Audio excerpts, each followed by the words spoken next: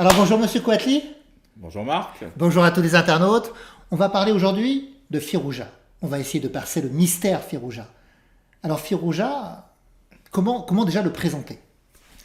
D'abord, c'est un très jeune homme, il n'a que 20 ans, et il faut toujours garder en tête, et ça les gens l'oublient parfois parce qu'il est allé tellement vite, qu'il a été numéro 2 mondial au classement à l'âge de 18 ans. Ce qui ne s'est jamais fait. C'est le plus jeune numéro 2 mondial. Et je crois que c'est le plus jeune, y compris à avoir atteint ce classement de plus de 2800 Elo à son âge.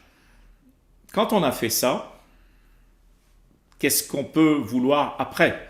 C'est pas aussi simple. Quand on a fait ça, en plus avec une forme de facilité, c'est-à-dire comme on est un génie comme il l'est pour le jeu d'échecs, la dernière marche, qui est le titre de champion du monde, c'est une marche qui est difficile, qui n'est pas simple, mais c'est pas simple de l'appréhender, y compris pour lui. Comme il est arrivé très facilement là où il est arrivé, ensuite, la dernière marche est peut-être un peu plus compliquée à essayer de comprendre, savoir ce qu'il faudrait faire. Et quand on a eu autant de facilité, faire le travail peut-être pour arriver là, c'est plus compliqué. Moi, ce qui m'intéresse, c'est aussi de parler de l'humain. Quelle a été votre première rencontre, la première fois que vous avez vu en présentiel Firouzja? La première fois, ça se passe de manière assez simple. Il demande de venir au championnat de France de partie rapide et blitz au Blanc-Ménil.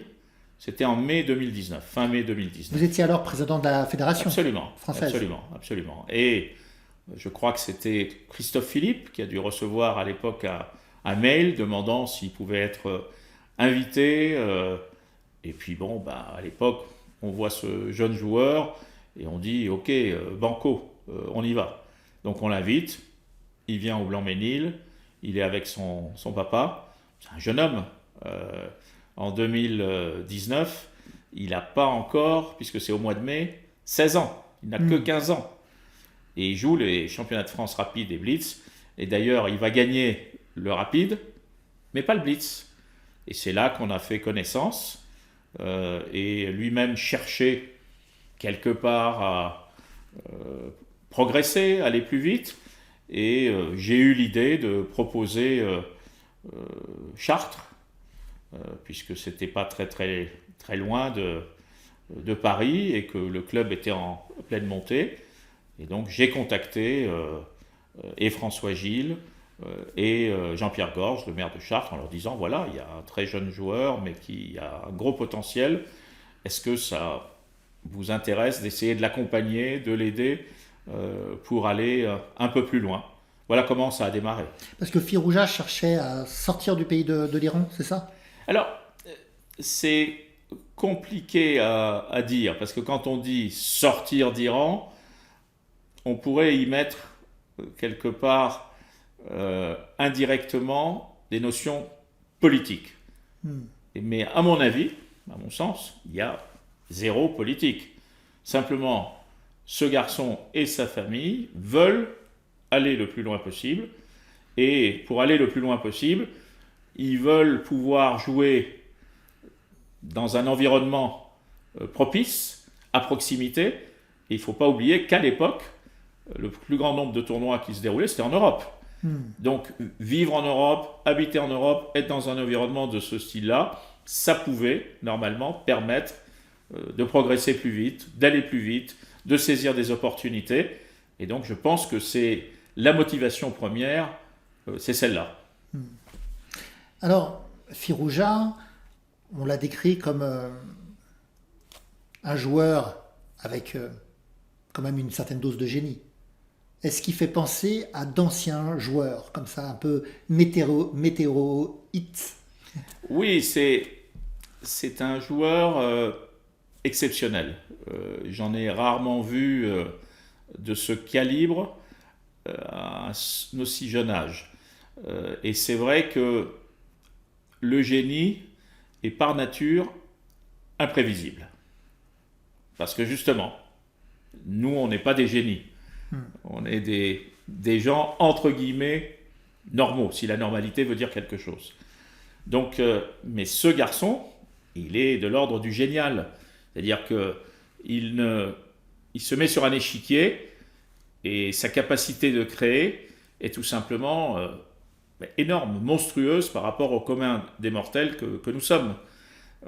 Donc, c'est pas quelque chose qu'on voit tous les jours. Et comme je dis, je l'ai dit auparavant, il n'y a pas eu un travail au sens où on l'entend, considérable, d'entraînement. Par contre, le travail d'entraînement, il l'a fait lui-même, puisque on en parle dans un livre qu'on a écrit qui s'appelle Un coup d'avance. On parle de cette catégorie qui sont les digital natives, ceux qui sont nés dans l'environnement digital dont il fait partie, dont font partie les jeunes Indiens aussi aujourd'hui. Et en fait, ce garçon a joué probablement plus de parties d'échecs que tous les champions du monde réunis depuis le début de l'histoire des échecs. Tout simplement parce qu'il a eu accès à Internet, il a eu accès au numérique, et comme il affectionne ce qu'on appelle le boulette, 1 minute, voire 30 secondes, partie de 30 secondes, et que son cerveau est une forme, alors je fais faire attention, c'est grossier, mais d'intelligence artificielle qui va très très vite et qui absorbe les schémas. Donc son apprentissage, c'est un auto-apprentissage qu'il fait en jouant énormément. Et on sait que les cerveaux experts, c'est entre 3000 et 10 000 heures. Je dirais que si on n'a pas des dons spécifiques, en 10 000 heures, on a un cerveau expert, quel que soit le domaine.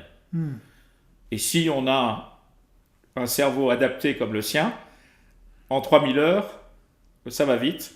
Et donc, il a eu cette chance de pouvoir avoir accès à de l'Internet, de pouvoir avoir accès à des joueurs, de pouvoir jouer énormément de parties d'échecs. Et donc, il n'a pas le profil classique que nous avions, nous, ici en Europe, avec des cours, des grands maîtres qui étaient autour. Alors, même s'ils en ont eu aussi en Iran à l'époque, c'est pas du tout ce profil. C'est le profil de cette génération Internet, numérique, de jeunes qui absorbent et qui vont à une vitesse phénoménale. Et Firouzja fait partie de cela. Je veux dire, et comme c'est un joueur génial, il a absorbé, il est allé très vite, il a franchi les étapes que d'habitude on mettait des années à franchir. Oui, mais on va trouver dans les zones de jeu des joueurs qui affichent, même dans la zone de jeu d'Europe Échec, que vous avez contribué à mettre en place, on va trouver des joueurs avec des profils qui vont afficher 10 000 parties jouées, 15 000 parties jouées. Et pourtant, ils sont à des années-lumière de ce que Firouzja est capable de faire. Donc, c'est pas simplement le fait de pouvoir jouer des milliers d'heures. C'est pour ça que je disais qu'il y a les cerveaux experts. Je disais entre 3000 et 10 000 heures. Lui, il fait plutôt partie des 3000 ou même des 2000 heures, où aujourd'hui le jeune Faustino Oro, argentin, qui va très vite aussi, tous ces jeunes, dont Firouzja est la première partie immergée, qu'on a vu arriver, défiler, parce qu'auparavant on ne comprenait pas ce qui se passait. Comme quand on voit aujourd'hui des gens arriver dans des clubs et battre des joueurs confirmés parce qu'ils viennent de jouer des milliers d'heures sur Internet. Donc c'est pareil, c'est le même phénomène. Maintenant on peut l'analyser avec le recul. Avant personne n'avait de recul, on ne savait pas ce qui se passait. Maintenant on peut dire oui, quand on a passé des milliers d'heures à faire quelque chose, que ce soit en médecine, que ce soit en peinture, que ce soit en musique, que ce soit aux échecs, eh ben, on développe des aptitudes, mais lui, il a en plus ce quelque chose de particulier qui fait qu'il absorbe tout de manière incroyable. Il a une vitesse de calcul, d'exécution qui est absolument incroyable, qui en font un tacticien de génie. Mais la contrepartie de ça, c'est comme il a eu beaucoup de facilité, peut-être n'est-il pas prêt à faire les efforts absolument que nous pensons, nous, nécessaires, mais que lui pense peut-être pas nécessaires. Et il faut faire toujours très attention quand on affirme quelque chose, parce qu'on l'affirme parce qu'on pense que, mais l'autre peut ne pas le penser, et penser autrement.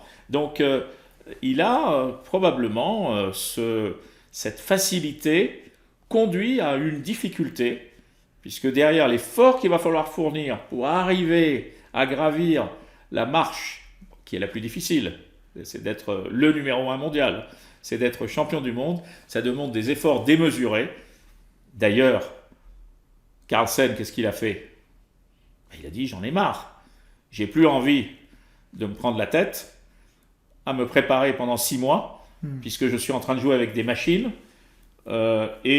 pourquoi faire? Et en fait, ça ramène à une dimension qui est extrêmement importante chez les jeunes aujourd'hui, c'est le plaisir qu'ils prennent à faire les choses. Si on ne prend pas de plaisir à faire quelque chose, pourquoi le faire? Et nous, on a été habitués, on sait que il faut travailler, il faut faire des efforts petit à petit pour avoir la récompense à l'arrivée. Mais comme lui, ça allait tout seul, pourquoi faire cet effort? Et Carlsen l'a fait à un moment donné, puis à un moment donné, il a dit basta, stop, je ne veux plus faire d'efforts à ce niveau-là, je veux me faire plaisir, je veux prendre du plaisir, je veux jouer. Et je ne sais pas, alors je ne peux pas donner, c'est une interprétation, est-ce qu'il a envie de faire ces efforts pour arriver, gravir au détriment de son plaisir? Parce que son plaisir, c'était de jouer. Et comme ça allait très vite, et qu'il n'y avait pas d'effort particulier, ça restait que du plaisir. Alors, vous avez connu différents, un peu enfants prodiges. Je pense à Étienne Bacrot, en France, à Maxime Vacher-Lagrave. Je pense également à Bobby Fischer, que vous avez eu la chance de rencontrer. Vous avez discuté avec Bobby Fischer, vous avez analysé des parties d'échecs avec Bobby Fischer. Firouzja, même si j'ai bien compris que c'est d'autres époques, d'autres moyens de s'entraîner, d'autres moyens d'arriver à la connaissance échiquienne, si vous deviez le sentir plus proche d'un de ses champions, vous pensez d'un de ses prédécesseurs, il serait plus proche de qui en fait?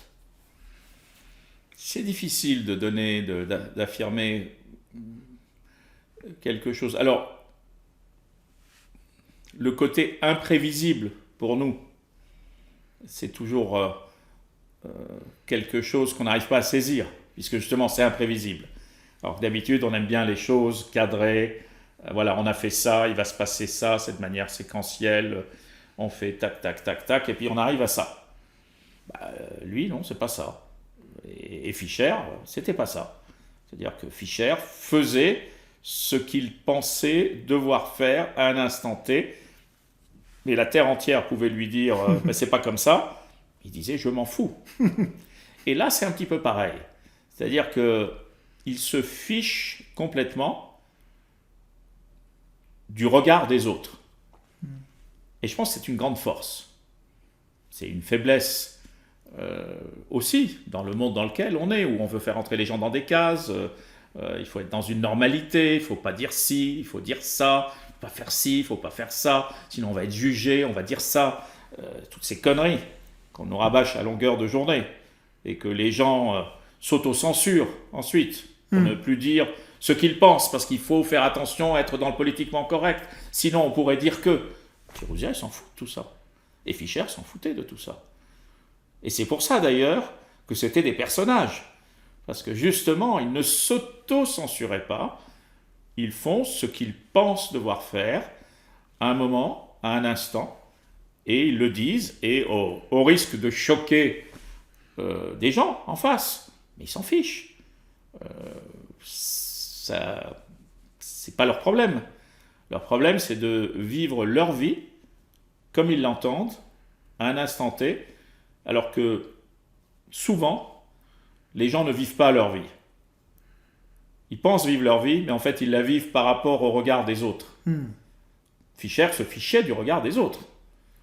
Et je pense que Firouzja, quelque part aussi, il a ce côté qui rejoint un petit peu Fischer. Donc, sur cet aspect-là, oui, le côté de l'imprévisibilité, parce qu'ils ont un autre regard, ils font ce qu'ils pensent devoir faire à un instant T, et nous, on est parfois surpris, on se dit, tiens, il a fait ci, il a fait ça, alors que c'est pas dans les canons.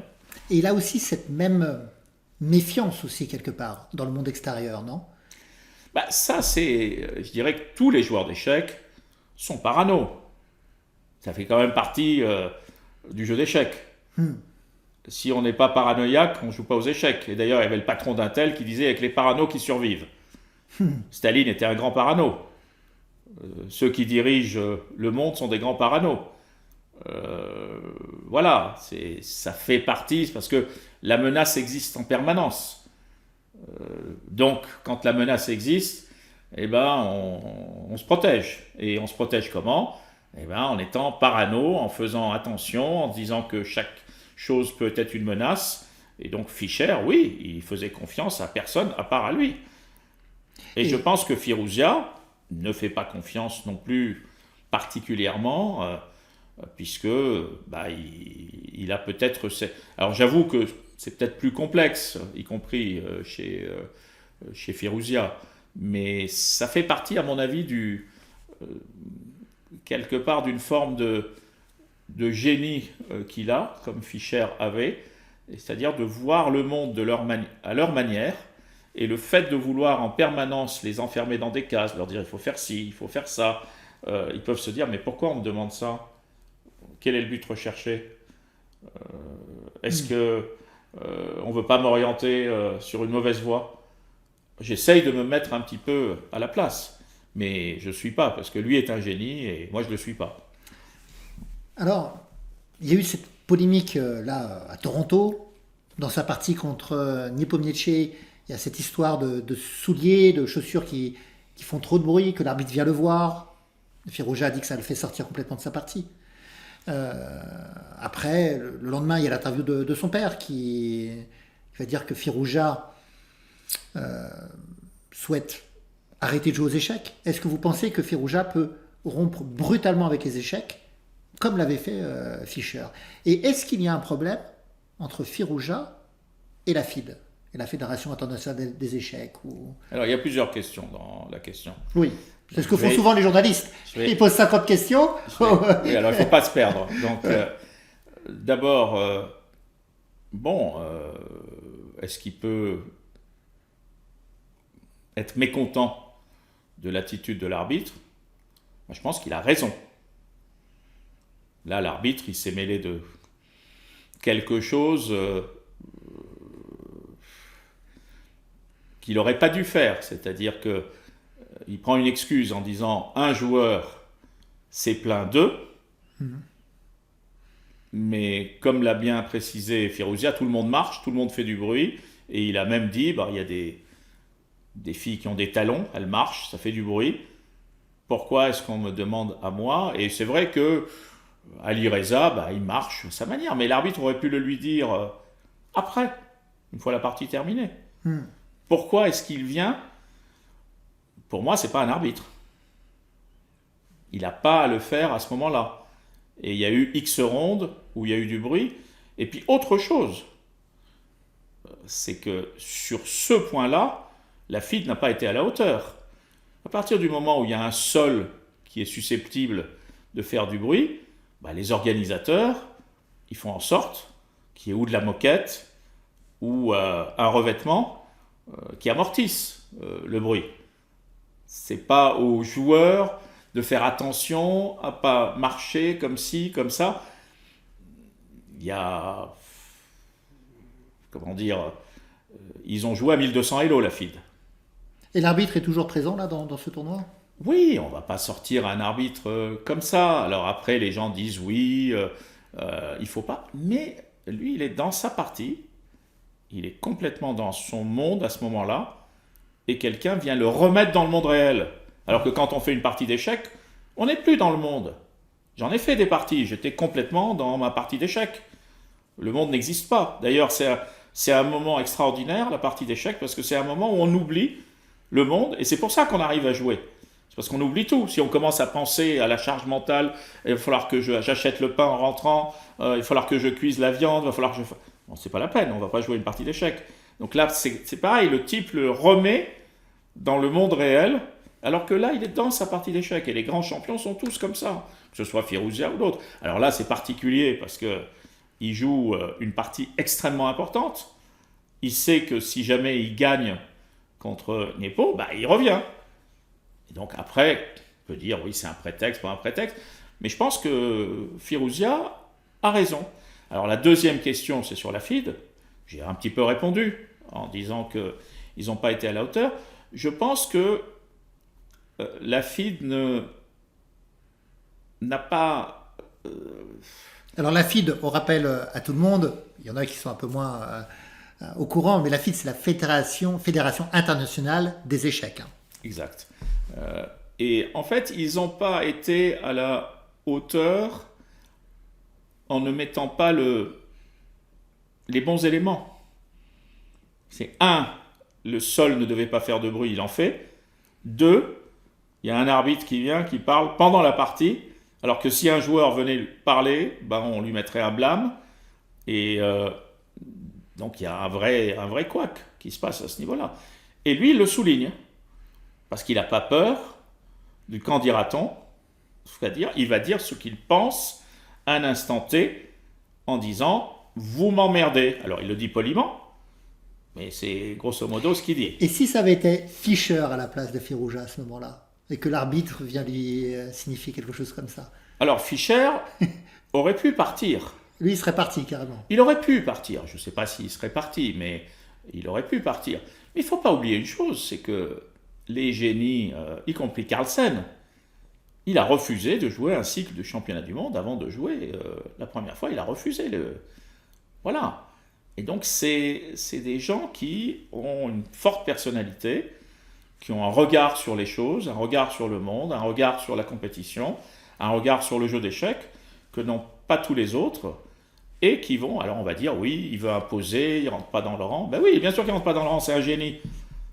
Il respecte les règles, mais bon, il n'est pas comme monsieur et madame grand-maître, tout le monde. Il est différent. Et à quel moment vous avez senti le génie chez lui? Tout de suite. C'est-à-dire...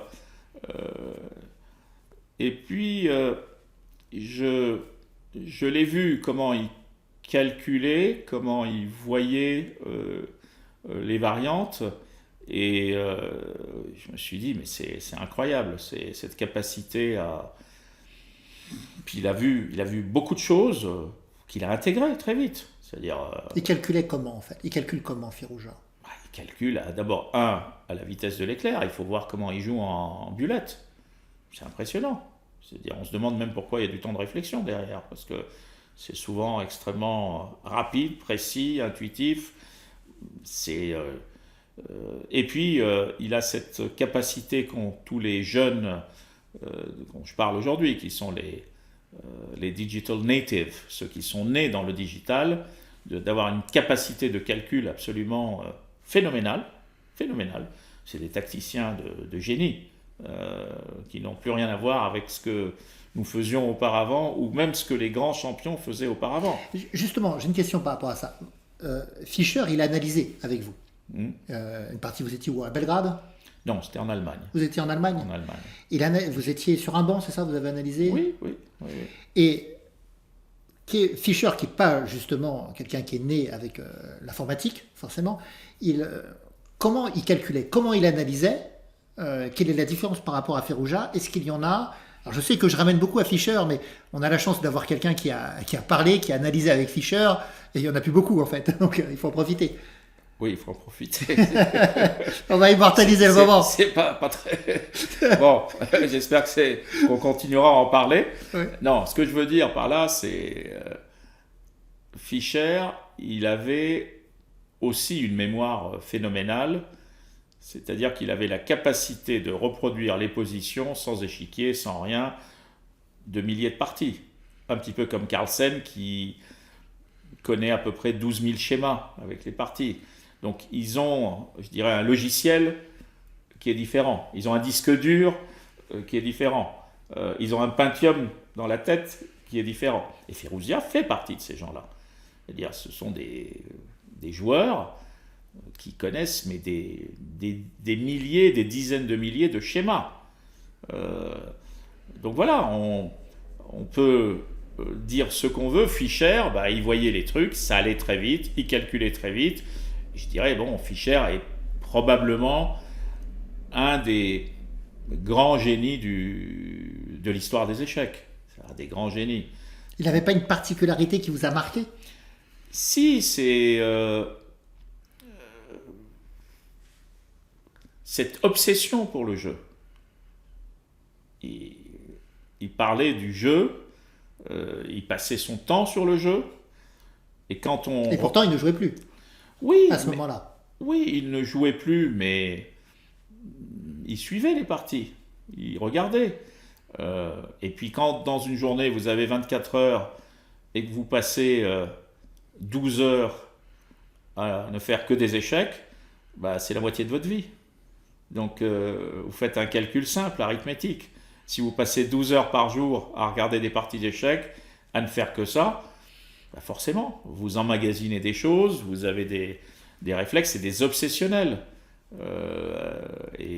Fischer était c'était un génie, obsessionnel, et il prenait bien sûr beaucoup de plaisir à regarder les parties, à jouer, sinon il ne l'aurait pas fait. Ce ne sont pas des gens qui se font mal.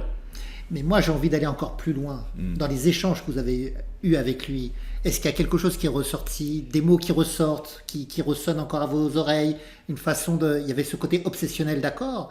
Est-ce que il n'y avait pas quelque chose, des mimiques ou des mots qui pouvaient ressortir, des façons d'analyser, d'aller chercher une position, de vouloir imposer une idée? Non, moi j'étais impressionné, tout simplement. Bon, on peut être qu'impressionné par ses capacités hors normes. Vous avez dit que vous aviez pris un cours d'échecs ce jour-là. Oui, vous étiez grand maître déjà, donc c'était... Oui, mais bon, je veux dire, quand on a Fischer en face, on n'est plus grand maître, on n'est plus rien. Il impose, il fait taire Fischer quand il parle. C'est ce que j'avais écrit un jour, c'est cristallin. C'est-à-dire, son analyse, c'est du cristal. C'est-à-dire, c'est absolument d'une limpidité, d'une logique incroyable, et qui fait que ça nous semble extrêmement simple, mais parce que sa capacité à comprendre ce qui se passe fait qu'il vous rend tout simple, alors que dans notre tête, c'est parfois embrouillé, il y a parfois du brouillard, on ne sait pas exactement où on va, on tâtonne, et puis après, si on trouve le chemin, on est content, mais parfois on se perd, et puis on fait des accidents dans le brouillard. Lui, non, il n'y avait pas de brouillard dans sa tête. C'était extrêmement limpide, ça allait très très vite, il connaissait bien sûr ses positions qu'il me montrait par cœur, mais il les avait analysées, triturées dans tous les sens. C'était impressionnant. Il avait quel âge? Ben, à l'époque, il est né en 43, je l'ai rencontré en 90, donc il avait 47 ans. Il avait 47 ans. Et vous avez pu le rencontrer comment? Alors je l'ai rencontré à l'époque, parce que comme j'allais organiser le match Kasparov-Karpov à Lyon, j'ai eu l'idée saugrenue, me disant s'il venait peut-être assister à l'ouverture ou je sais pas, faire quelque chose. J'ai eu cette idée saugrenue que je savais irréalisable. Et grâce à Boris Spassky, j'ai pu rencontrer Bobby Fischer et j'ai passé 2 jours et demi, je crois. Je crois que c'est 2 jours et demi à peu près. Je suis arrivé, resté la journée, oui, et puis on a passé le temps ensemble. On est allé manger, on a analysé, Mais bon, moi j'étais comme un enfant. Parce que... Il avait de l'humour? Il était sensible à l'humour? Non, parce que c'est un garçon qui était premier degré, qui ne mentait pas, il ne savait pas ce qu'était le mensonge, il ne savait pas ce qu'était la dissimulation, il ne savait pas ce qu'était la perfidie, c'est-à-dire il était loin des codes sociaux qui régissent l'humanité. Il y a malheureusement beaucoup d'hypocrisie, beaucoup de semblants, et Fischer était hors de ça. Donc pour les gens, il leur semblait un petit peu sorti des cavernes. Mais moi, j'avais beaucoup de respect pour ça, c'est-à-dire que dans ce monde qui est tel qu'il est, lui, il avait décidé de vivre tel qu'il voulait. Et ça, c'est rare. C'est-à-dire vivre comme on veut dans un monde qui n'est pas son monde à lui, puisqu'il ne mentait pas, Il ne trichait pas, il ne racontait pas d'histoire, il ne se racontait pas d'histoire. Après, il vivait dans son monde, bien sûr. Mais donc, l'humour, là, c'était pas... Parce que le second degré ou troisième degré voudrait dire qu'on a... Là, non, il était... Mais bon, moi, j'ai passé un moment absolument extraordinaire dont je me rappelle encore, oui. Et Firouzja, a-t-il de l'humour? Est-ce qu'il a une... Moi, je ne l'ai jamais rencontré. Vous, est-ce que vous avez senti... parce que, je sais pas, dans le... Alors, Firouzja, déjà, la grande différence avec Fischer, c'est qu'il a un environnement familial. Fischer n'avait que sa sœur. Sa mère n'était pas souvent là, le père ne l'a pas connu, alors que Ali Reza, il a son papa, sa maman, son frère, et donc il y a un cadre autour de lui, familial, qui fait qu'il y a une bienveillance, il y a de l'affection, je veux dire, qui le relie au monde. C'est pas la même chose, on ne peut pas comparer, même si Ali Reza, oui, il est dans son monde. Bien sûr qu'il est capable de sourire ou de rire, mais il est aussi très focalisé il était focalisé, je dirais, sur les échecs. Alors bien sûr, la déconvenue, les déconvenues qu'il a pu vivre, c'est ça qui nous forme. C'est des échecs qu'on se forme. C'est pas en gagnant qu'on se forme. Quand on gagne, on pense que tout est facile.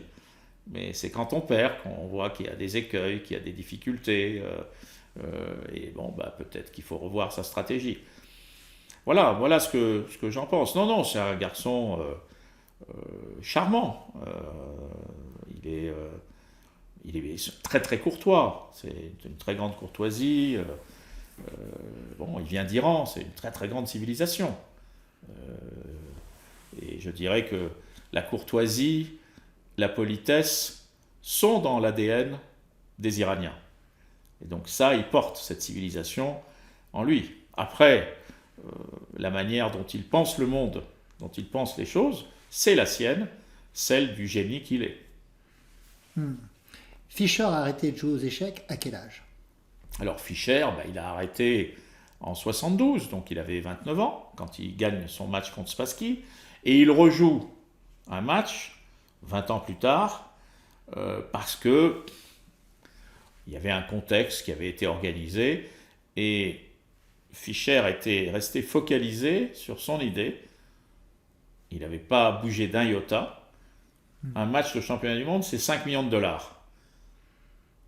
En 72, donc en 75, pardon, parce qu'il a gagné en 72, il n'y est pas allé parce qu'il voulait y compris imposer des règles. Il fallait que celui qui gagne 10 parties devienne champion du monde. Voilà, il a imposé des règles. Il voulait que tout ce qu'il demande soit accepté. Sinon, niet. Voilà, c'est tout. C'est pour ça que je dis, ce type ne transigeait pas, ne mentait pas, faisait pas d'arrangement, de compromis. Il disait ce qu'il voulait. Si tu veux, c'est bien. Tu veux pas, salut. Et donc, quand il a rejoué en 92, il a eu les 5 millions de dollars de prix. Il a eu les conditions qu'il avait demandées. Il faisait un match revanche avec Spassky, puisqu'il l'avait battu 20 ans auparavant. Alors bien sûr, c'était plus le même Spassky, c'était plus le même Fischer, mais c'était un Fischer-Spassky avec un Fischer qui, lui, n'avait pas changé.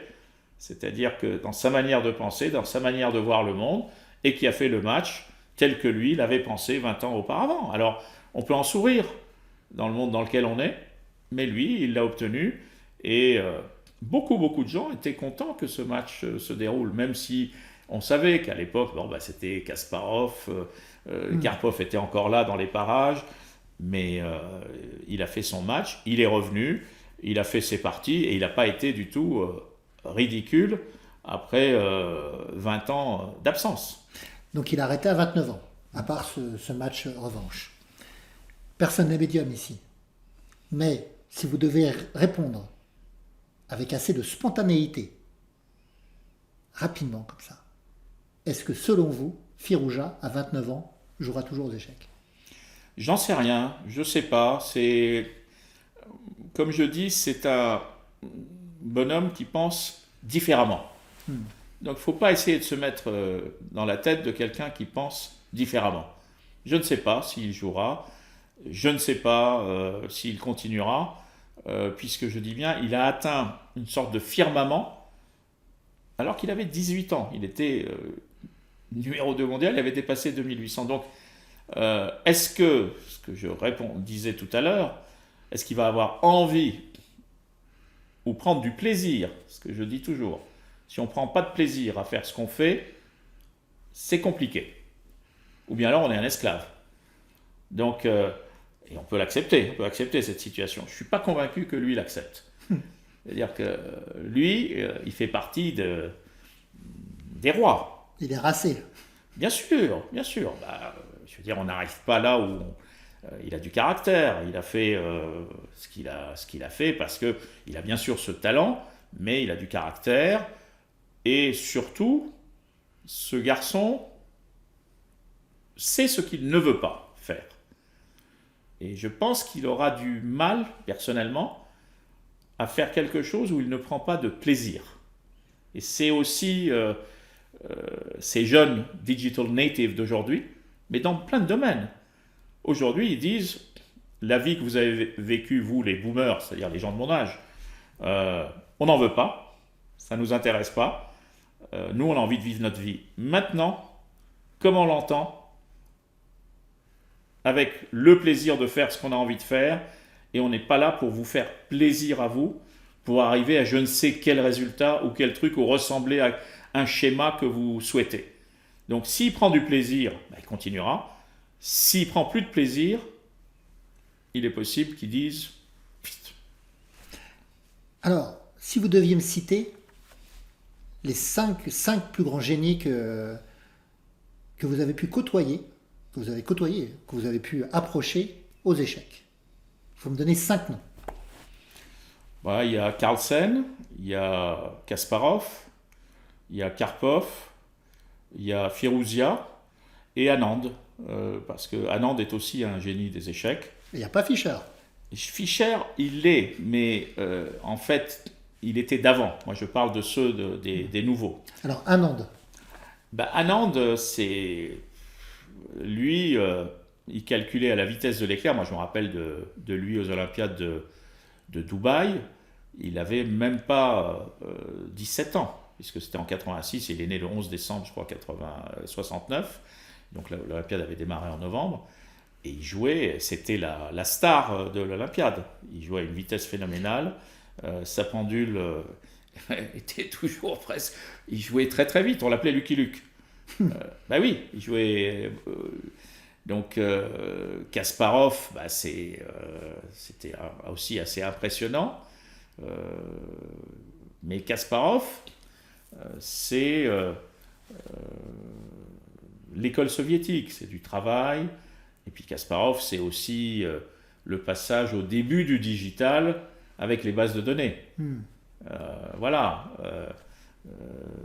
Karpov, lui, c'est aussi un génie pur des échecs, qui fait partie des... Mais pas forcément dans le calcul très rapide.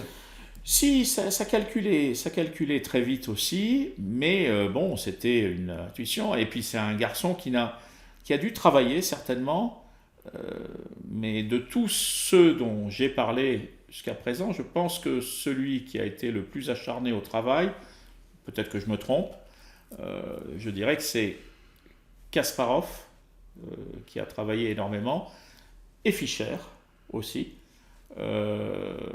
Et Fischer a travaillé probablement, je ne sais pas combien d'heures, les échecs, puisque je disais, il faisait au moins 12 heures par jour. Le reste du temps, il devait dormir, il mangeait un petit peu, il faisait 2-3 trucs, et puis il jouait aux échecs, il faisait que ça. Alors, quand on parlait de génie, souvent, vous m'avez fait la remarque du fait de calculer vite. Vous m'aviez parlé pour Firouzja, pour Anand, vous m'avez dit, mais Karpov aussi, ça calculait très vite. Quand vous êtes rentré dans mon salon tout à l'heure, vous ne savez pas, mais M. Quatli m'a dit combien j'avais de carreaux sur mon parquet. Combien j'en ai ? Bah, c'est 22 par 16. Donc voilà, donc, bah, il suffit de faire le calcul. Oui, d'accord. Mais ce qui est amusant, c'est que quand vous rentrez dans le salon avec un parquet, vous ne vous mettez pas à calculer le nombre de carrés. Le temps que j'aille chercher le café, je savais combien il y avait de carrés dans Alors que moi, j'habite ici, ça m'avait jamais traversé l'idée de compter le nombre de cases ou de carrés qu'il y avait sur mon parquet, quoi. Oui, mais c'est parce que ça ressemble un petit peu à un échiquier. Et puis, moi, j'ai un toc, c'est que j'aime les chiffres. Donc, je ne peux pas m'empêcher. Mon père m'a appris le calcul mental, j'avais 4 ans, 5 ans. Et donc, bon, c'est aussi du plaisir, hein, sinon je ne le ferais pas. Donc, ça ne sert à rien. Mais bon, c'est comme ça. Voilà, donc, regarder, essayer de comprendre, essayer de mettre les chiffres avec les phrases pour que ça ait du sens. Voilà, mais bon, c'est chacun son truc. Sur le côté imprévisible. Et c'est peut-être un scoop. En 2022, pendant le tournoi de Saint-Louis, j'ai essayé, mais j'avais compris qu'il y avait peut-être une demande d'organiser un match entre Carlsen et Firouzja.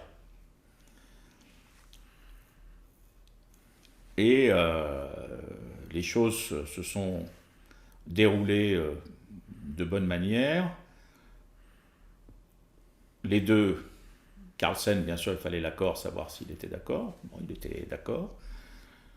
J'ai même reçu Henrik Carlsen, qui est venu. Qui était le père, à Paris, à Chartres. Voilà, on a discuté et tout était pratiquement réglé avec un format qui était des lieux, tout ça. Tout était fait de manière à ce que ça puisse fonctionner. Il a demandé 5 millions de dollars. J'avais du monde, c'est 5 millions de dollars. Alors, comme Fischer. Non, c'est pas que ça, je pense. Et en fait, on avait pratiquement tout fait, quoi, l'accord, les uns les autres. Puis bon, à un moment donné, pour une raison ou pour une autre, les choses n'ont plus avancé. Et donc le match ne s'est pas fait. Mais on a travaillé dessus pendant 6 mois, avec un avancement, les financements, les lieux prestigieux, hein, beaucoup de choses. Et quelque chose qui avait l'air de plaire aux deux. Puis à un moment donné, ça s'est arrêté. Mais ça fait partie du côté, je dis bien, imprévisible. Et vous ne savez pas exactement pourquoi.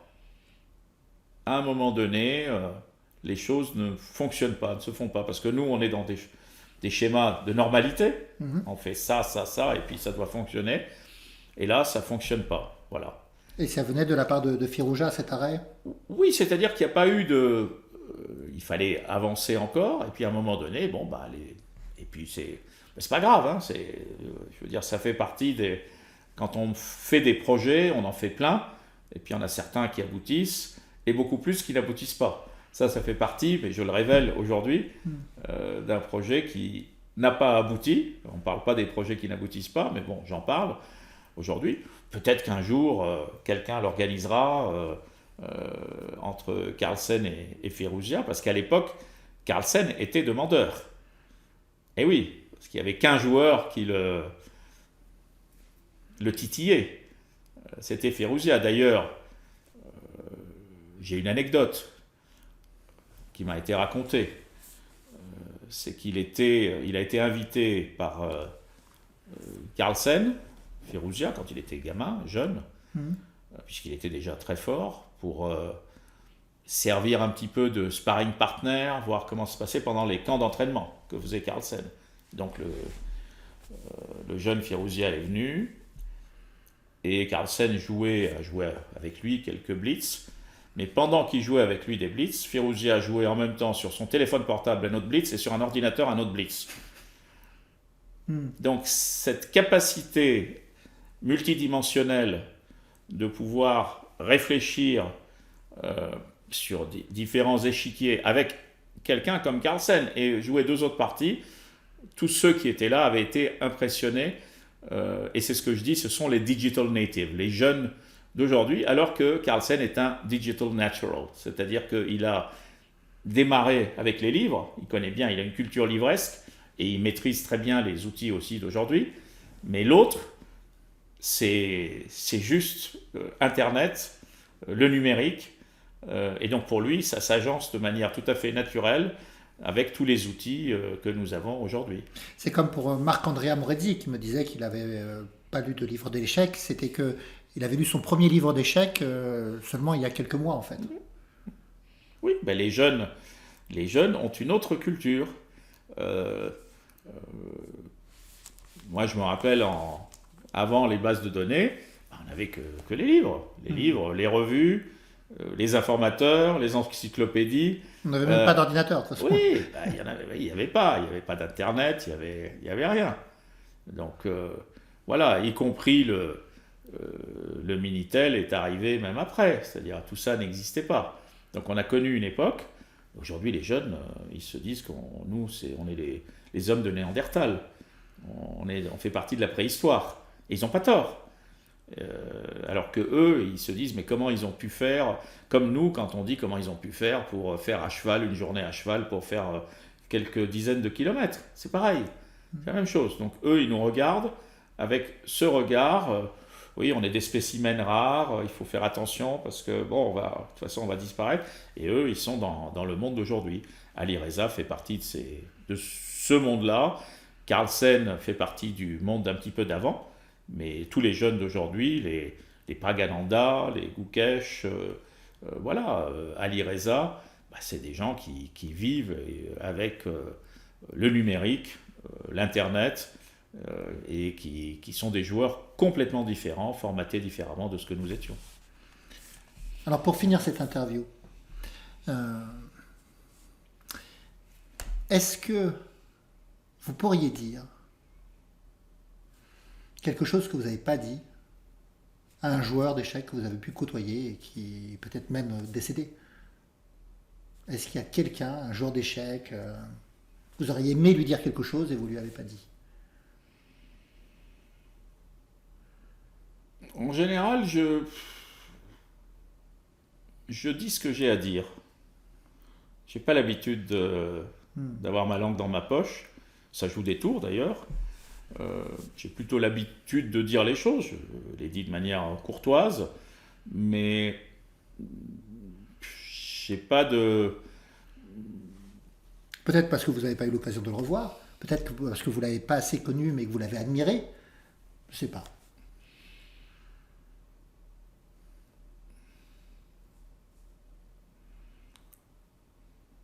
J'aurais bien aimé rencontrer un joueur, alors parler de ça, qui était Rachid Nejmetdinov.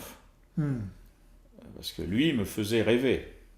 C'est-à-dire la combinatoire, les combinaisons qu'il faisait, lui je ne l'ai jamais connu. Mais j'aurais aimé rencontrer ce joueur qui pour moi était tout simplement exceptionnel. Et je sais que Tal était en admiration devant lui. Et moi, c'est vrai que c'est un des rares joueurs pour lequel j'étais vraiment en admiration. C'était un tacticien de génie qui n'était que maître international. Même pas joueur professionnel d'ailleurs, je crois. Non. Et moi, j'avoue que j'ai été absolument subjugué. Personne ne voyait les combinaisons comme lui, disait Mikhail Tal de Nejmetdinov. Oui, Rachid Nejmetdinov, personnellement, voilà, on me dit, je l'ai pas. C'est vrai que j'ai vu beaucoup de joueurs, j'en ai connu pas mal. J'ai connu Petrosian, j'ai même vu Keres, Korchnoi, voilà, j'ai même joué avec Korchnoi, Spassky, mais un joueur, voilà, de cette patte-là, j'ai eu la chance aussi de connaître Najdorf et de jouer avec lui, des Blitz. Donc et lui, il avait et du bagou, et ouais, c'était... voilà, bon, j'ai eu la chance de connaître... C'est des personnages, mais des génies, comme je disais tout à l'heure, des génies du type Fischer ou Firouzia, parce que les autres sont des génies d'un autre type. C'est pas tout à fait pareil. Je pense pas que j'ai rencontré d'autres grands joueurs euh, qui n'en faisaient qu'à leur tête. C'est-à-dire, ils avaient de fortes personnalités, tous, bien Hmm. sûr. On ne vient pas champion du monde sans avoir une forte personnalité. Mais qui n'en faisaient qu'à leur tête, qui se fichaient complètement du lendemain. Voilà, ce que je veux faire, c'est ça.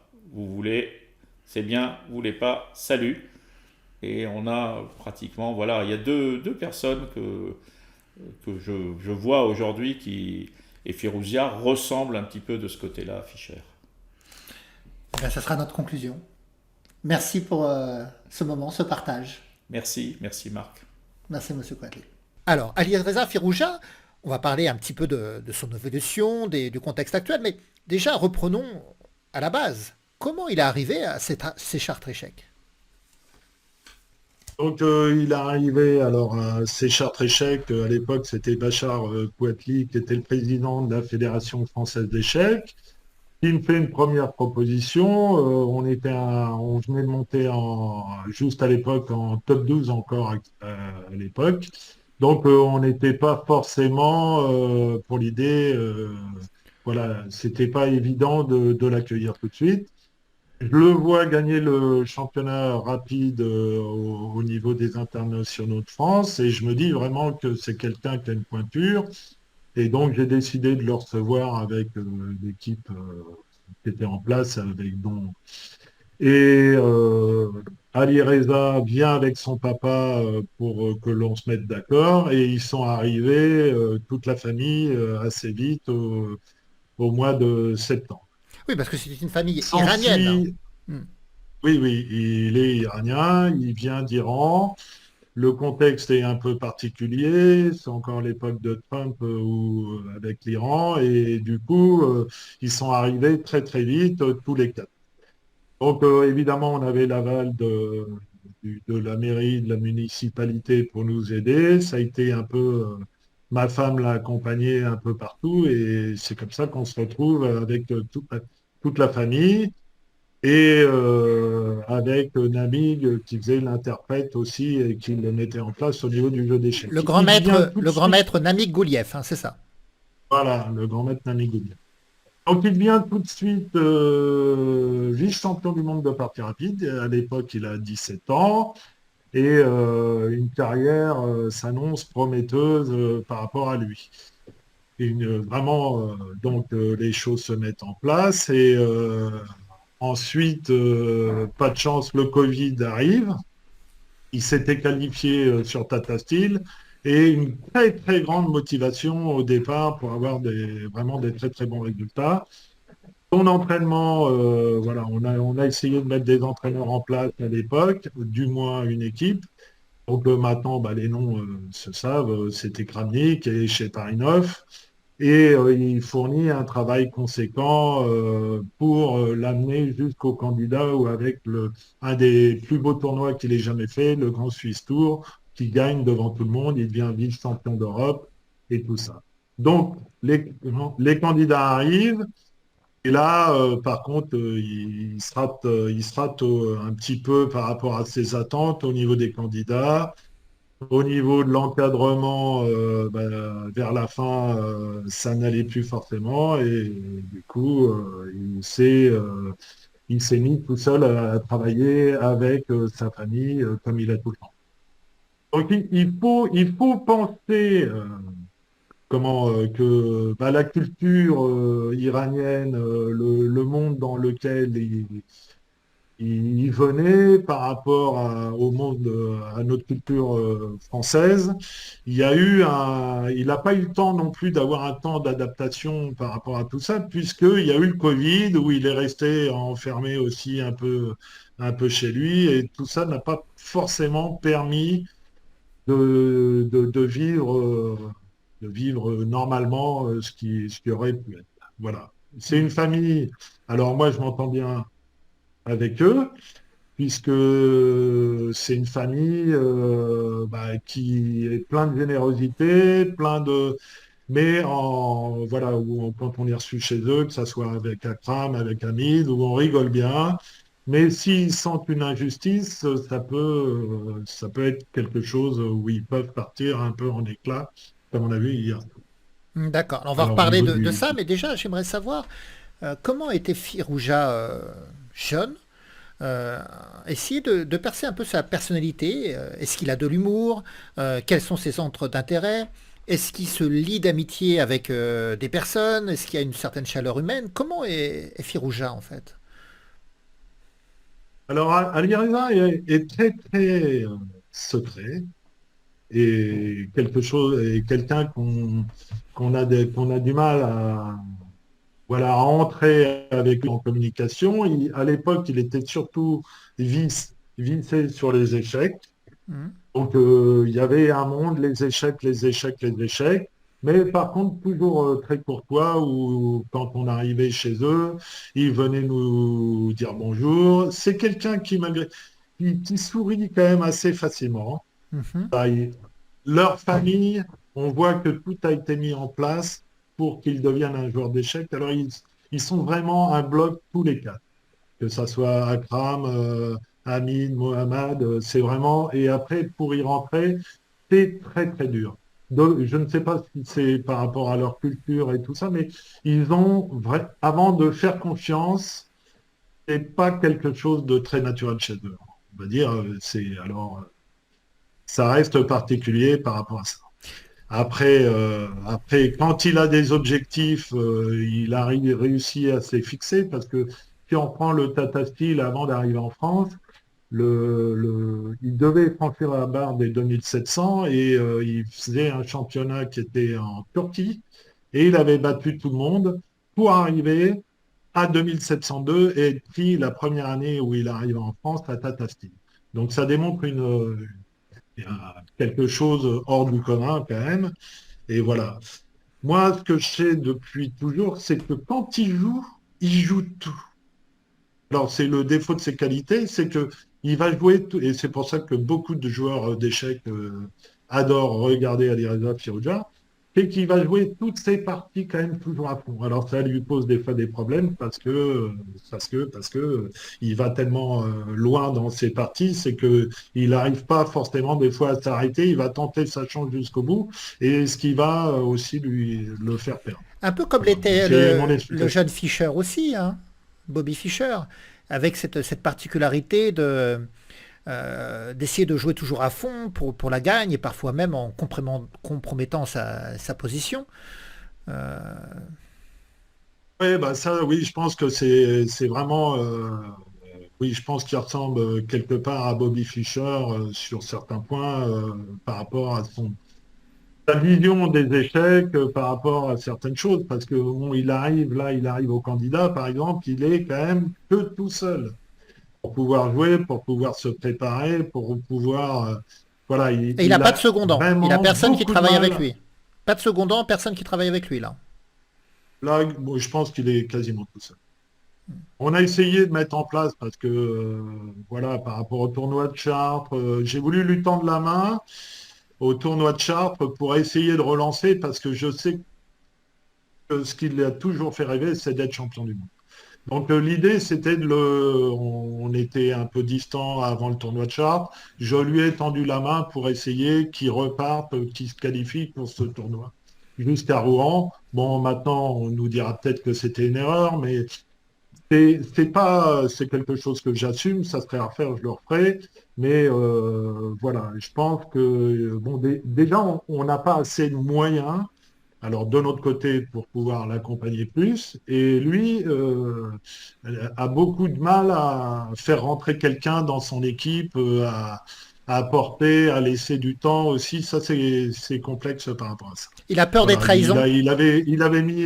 on avait mis quelqu'un à s'entraîner avec lui à Tata Steel. Il y a 2 victoires de match nul. Ça se passe bien et d'un seul coup, il arrête. Et on ne sait pas forcément. Est-ce qu'il a peur des trahisons?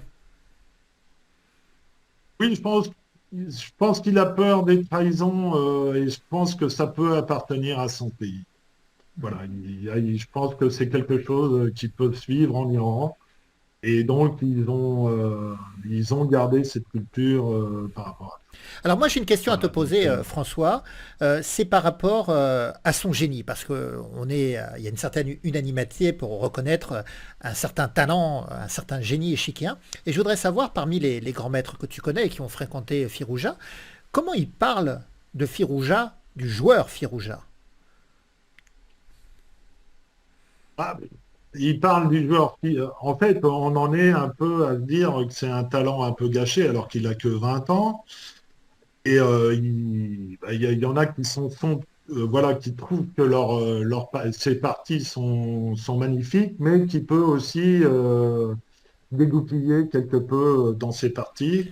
Et après, bon, ben, je pense que même Carlsen pensait que c'était lui vraiment qui allait le remplacer en tant que champion du monde.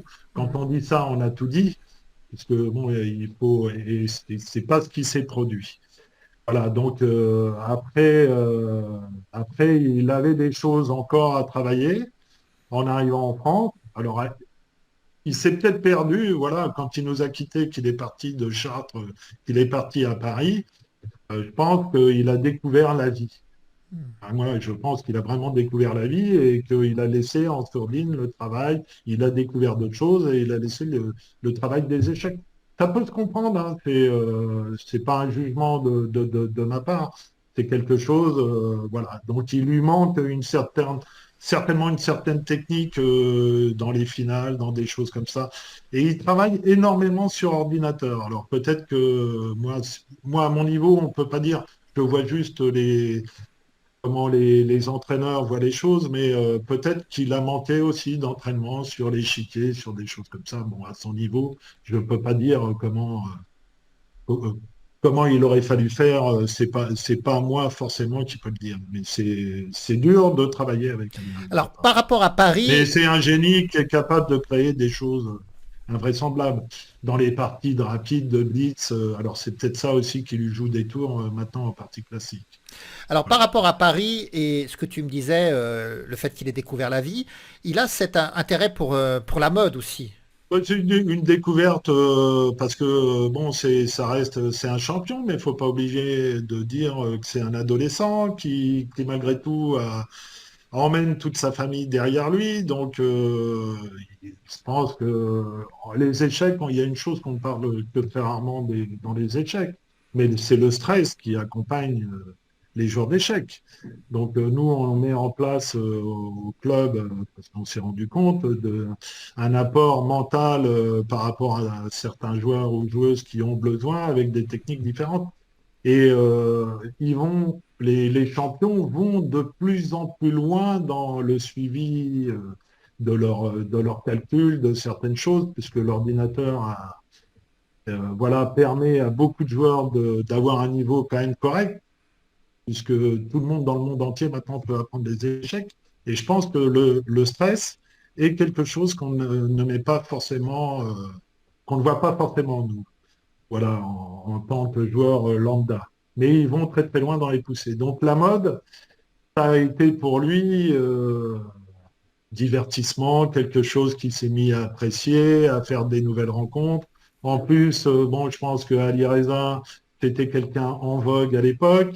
Donc on peut, voilà, il y aura toujours des gens intéressés par lui, par des choses comme ça, le faire entrer, c'est un nom, donc ça peut servir aussi. Après, je ne connais pas ses fréquentations dedans, mais voilà, il a eu besoin de se rafraîchir et de laisser tomber un peu les échecs aussi par rapport à ça.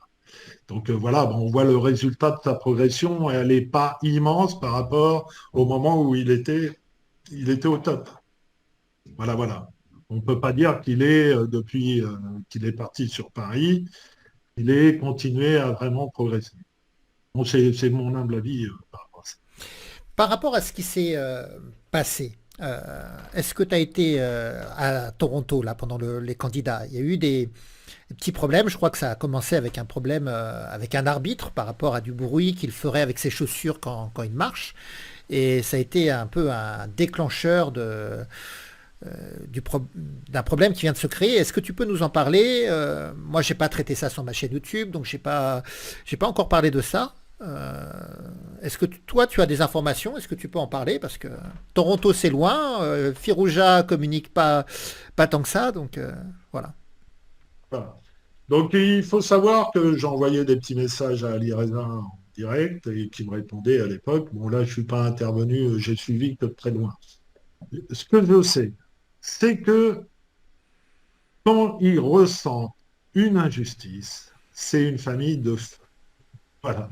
Et s'ils ressentent une injustice, déjà, ils sont soudés tous les quatre. Et c'est pas la première fois avec la FIDE où ils ressentent une injustice. Ils l'ont ressenti au championnat du monde, on l'a vu. Alors, ils sont évidemment certainement pas assez avec du recul, mais je pense que voilà, si ça faisait plus d'un an qu'il avait ses chaussures et qu'en plein match, on vient lui demander de plus faire de bruit ou des choses comme ça, il l'a vécu énormément comme une injustice.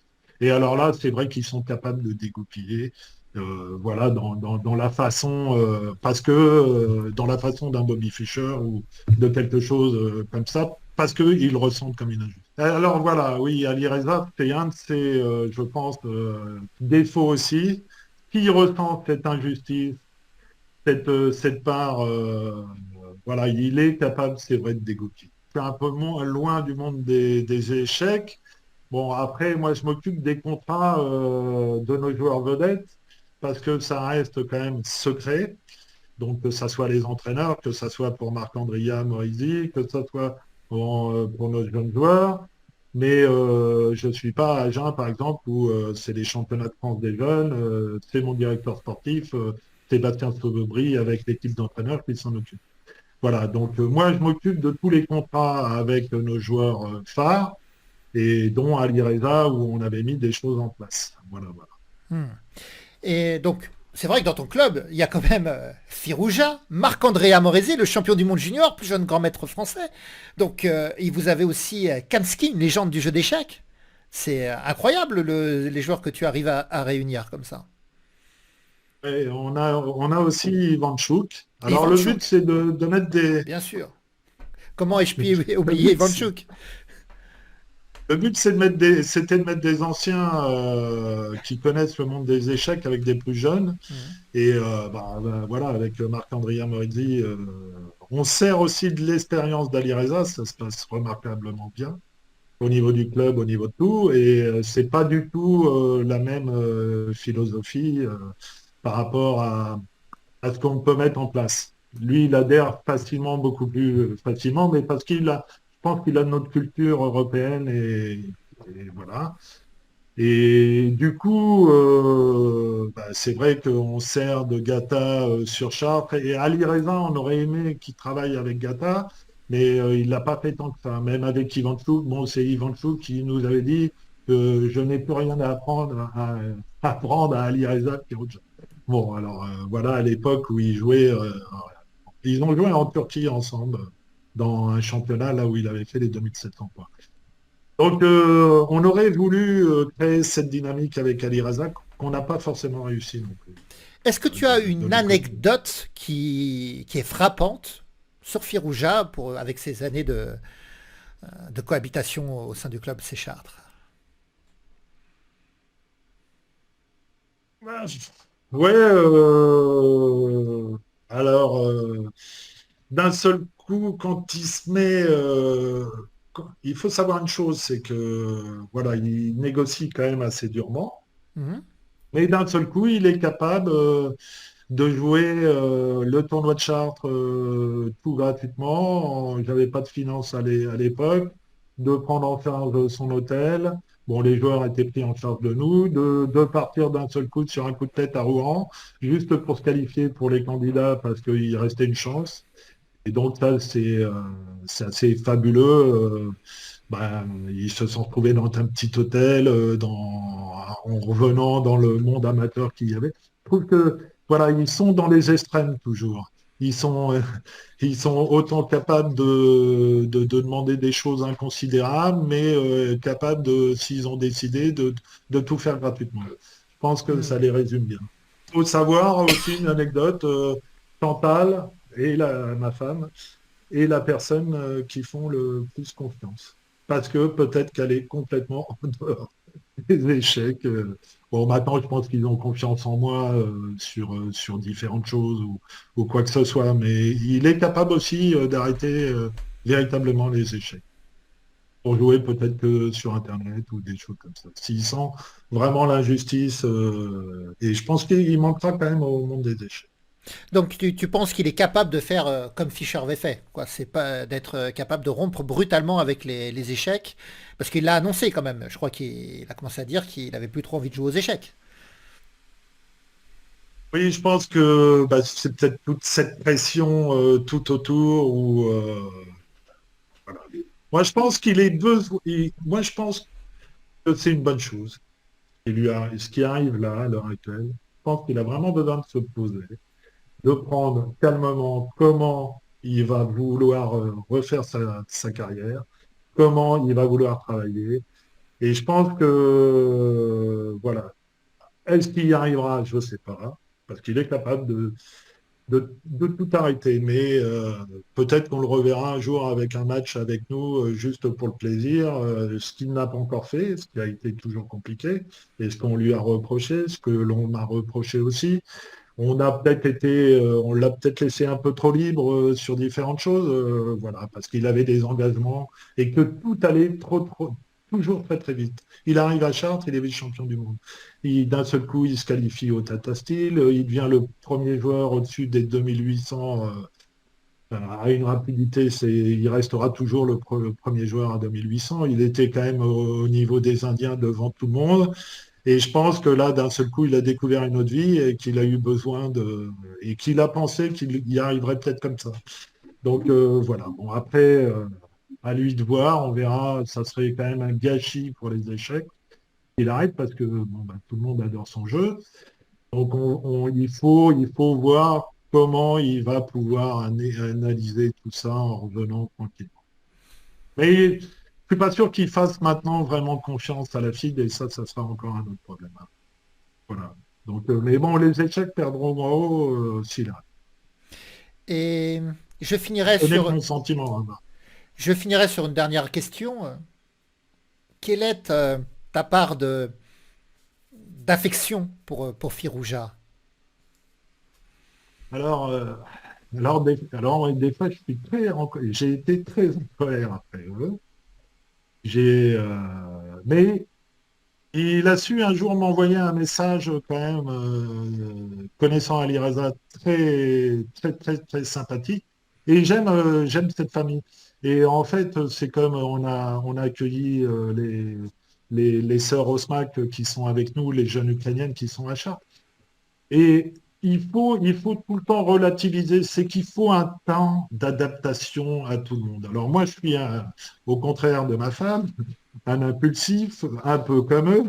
Donc, tu vois, le feu a des fois donné des choses, mais ils sont comme moi, en fait. Ils ne gardent pas forcément de rancune. J'ai été capable d'envoyer des messages assez violents, parce que je pensais qu'ils le méritaient, mais c'est pour ça aussi que je leur ai tendu la main, parce qu'on les a accueillis, et ils sont venus naturellement, et quand j'envoie un message à Ali Reza, il me répond gentiment en français, voilà, par rapport à ça. Donc j'ai une part d'affection parce que je pense qu'ils sont un peu dépassés aussi dans le monde où ils se sont retrouvés avec des choses, voilà, parce qu'en Iran, l'information ne circulait pas forcément comme ça. Je pense qu'ils sont dans un monde tellement opposé d'où ils arrivent qu'on aurait dû plus essayer de les aider un peu plus, mais je pense qu'ils sont obligés d'être dans cette étape pour pouvoir rebondir ou ne pas rebondir. Et c'est quasiment quelque chose. Après, je passe toujours du bon temps quand je suis avec Hamid, avec Akram, voilà, Mohamed. Je rigole avec le papa, je rigole souvent. On a beaucoup de mal à se comprendre des fois parce que moi, je suis pas très fort en langue. Moi Et non voilà, plus. mais on garde une affection. Bon, le français a toujours un peu de mal, mais bon, il est venu me voir sur mon chantier. Bon, il négocie d'une façon complètement différente de notre culture française. Mais voilà. Bon, moi, je leur dis, voilà, je peux rien. C'est comme ça, c'est comme si, ou quoi que ce soit. Après, s'il a envie de retravailler à un moment donné dans les échecs, on a les moyens pour l'aider, qu'il est prêt à faire le pas dans la façon. Voilà, je pense qu'il aurait besoin de travailler avec des Ivan Chouk, avec des Gata Kamsky. Ouais, je pense que ça pourrait être une très très bonne chose. Est-ce qu'il peut y arriver? Ça, je sais pas. Voilà, voilà. Eh Mais bien, bon, je dois une réflexion. On a vécu des moments et moi, devant ces parties d'échecs à Ali Reza, en petit amateur d'échecs, j'ai passé des moments quand même assez exceptionnels, avec des parties quand même fabuleuses. C'est comme, voilà, comme un musicien, comme un livre fantastique ou du cinéma. Je le vois de ce côté-là aussi. Que moi, j'attends rien d'Ali Reza Firouzja ou de sa famille.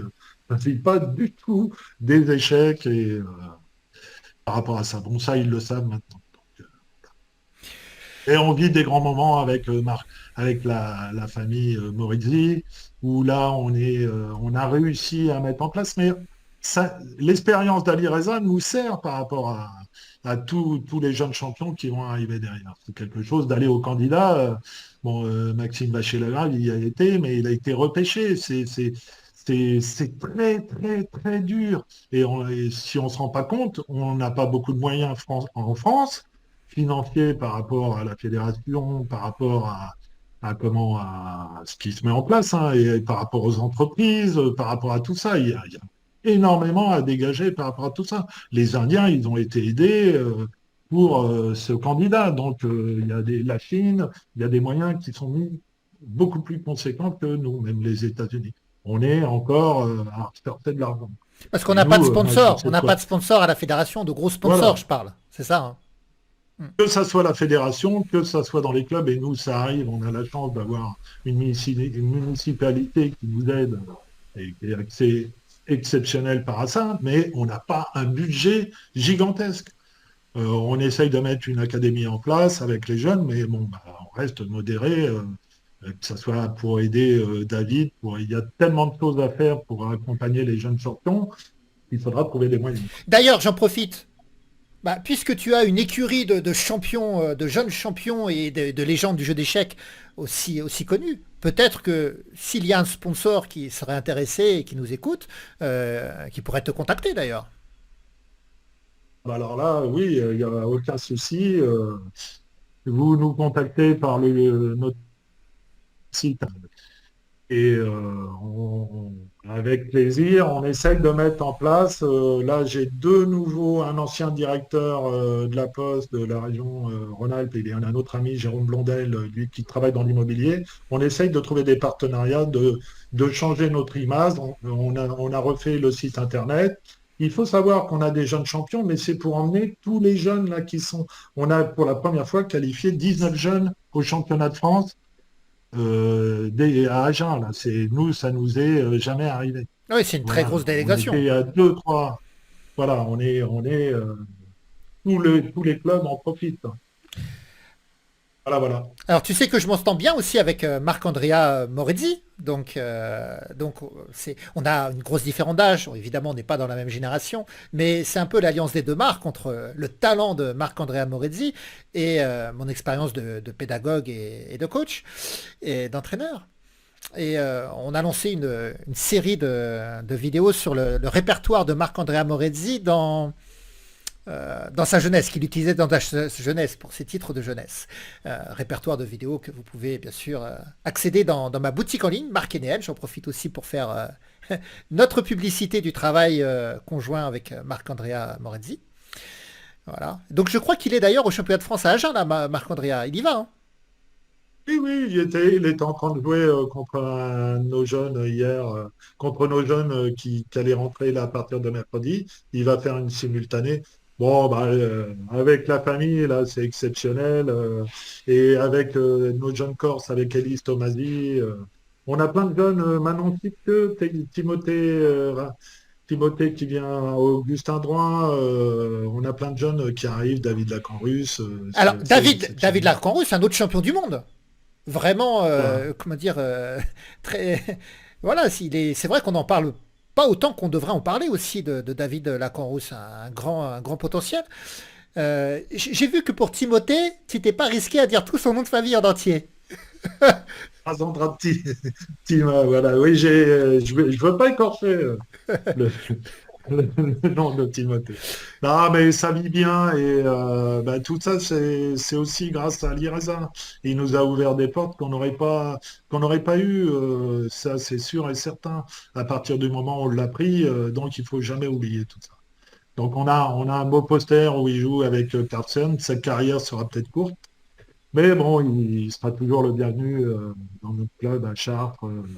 Il est venu aussi, une anecdote, un dernier jour, c'était Noël, c'est des choses où il a du mal parce qu'il on a l'impression d'avoir donné. Bon, je l'ai appelé, et il est venu avec Mohamed pour donner un cadeau de Noël au club, aux enfants de tout le club. Il lui posait des questions et ça reste un très grand moment.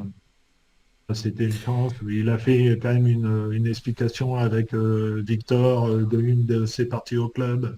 Ça, c'était quand même assez magique. Alors quand tu dis Mohamed, Voilà. c'est C'est son frère. c'est son frère, c'est pas Joachim Mohamed, l'autre youtubeur d'échecs, hein. Ah C'est non, Mohamed, son Mohamed, frère. Mohamed. Voilà. D'accord. Donc, bah écoute, c'était un plaisir d'échanger avec toi. J'espère qu'on aura d'autres occasions d'échanger sur d'autres choses de ton club, la politique jeune, les résultats. Si d'ailleurs des jeunes champions veulent rejoindre aussi ces chartres, on aura peut-être beaucoup d'occasions d'échanger ensemble. Voilà, bah, je te remercie, Marc. Bah, je te suis, moi, depuis longtemps. C'est pas, je trouve que j'aimais bien. J'ai lu tes livres pour mon niveau. Je Mhm. trouvais que c'était assez exceptionnel. Tu mets des explications qui vont bien pour des joueurs comme moi. Bon, j'ai été jusqu'à 1900, mais c'était vraiment intéressant la façon des finales.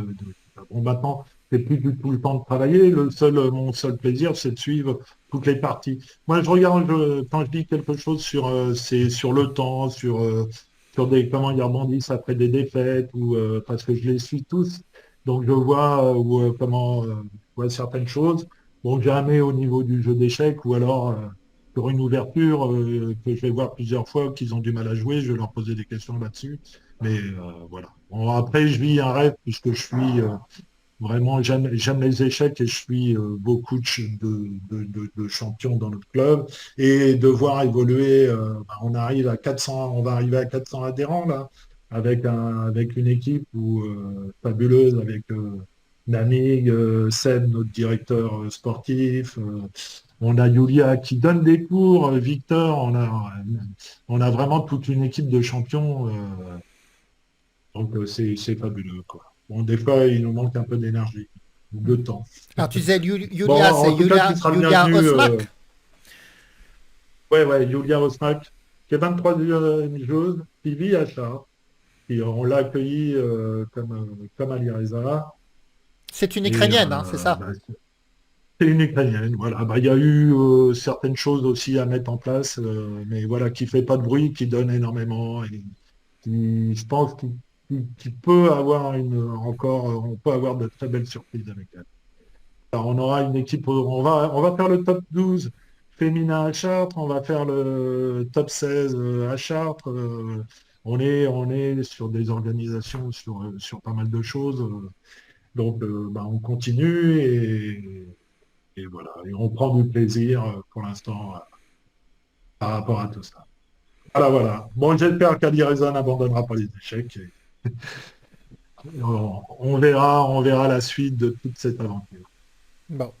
Eh À très bien, bientôt. beaucoup de plaisir d'avoir échangé avec toi, beaucoup de chaleur humaine et à très bientôt, je l'espère. À très bientôt, Marc. Et ben, moi aussi. Bah, tu peux venir quand tu veux dans notre club, avec plaisir. Il y a des bons petits restaurants Euh, autour de votre club? Il y a des très bons restaurants autour de notre club. Ça sera avec plaisir. Ben, tu connais, tu étais là avec, t'étais là le jour où il est devenu grand maître, où tu Où Marc-André commentais, est où tu devenu as grand trouvé maître. C'est la scène où je tombe de la chaise avec Igor voilà, Nataf. avec Vous m'avez prévu un Igor. petit tabouret quand même. C'était sympa, un petit tabouret qui était pas très solide. Exactement. Voilà, bon, c'est des grands moments qu'on a passé et qu'on continue à vivre. Voilà, on Allez, verra tout ça. à À bientôt. très bientôt. Au revoir. Au revoir.